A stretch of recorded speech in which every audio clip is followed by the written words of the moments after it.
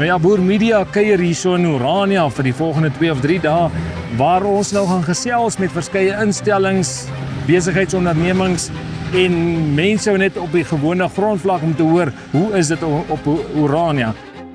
Goeiemiddag Boer Media, baie aangename ervaring om julle hierso op terrein te hê by ons. Ons is by die werksgebou hierso in Orania. Daarbo in die hoek gaan ons nou die laaste dakkappe pak. Op 'n goeie dag, 'n besige dag is hier so 12 kontrakteerspanne, maar moenie dink dis baie nie, want 'n gemiddeld van so 25 mense op terrein per dag. 2019 het nou formeel begin met 5 studente en vandag het ons 248. Soos wat ons groei bou ons nog eenhede aan. Nou ja, mense vra ons ook, hoe lyk dit die mediese dienste en die mediese sorg hier in Orania? Ons gaan nou by die Orania Mediese Sentrum inbeweeg, dan gaan ons gou 'n bietjie uitvind. Jy kan met jou gewone mediese fonds hierso, ons is geregistreer by die meeste mediese fondse en ons dokter praktiseer soos enige ander dokterspraktyk.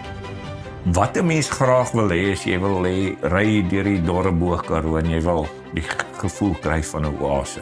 Dr. Wikus, julle van begrond is die regte mense wat ons gevind het of gevoel het hierdie episode vir ons kan hanteer.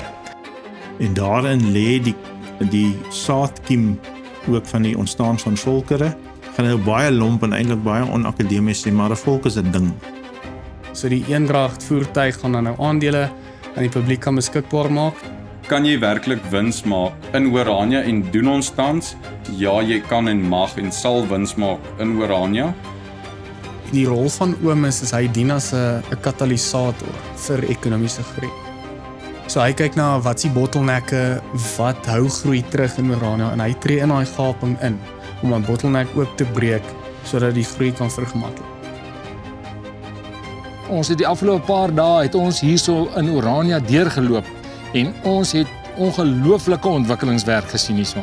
Ons het gesien hoe Orania besig is om uit die stof uit op te staan en iets te word.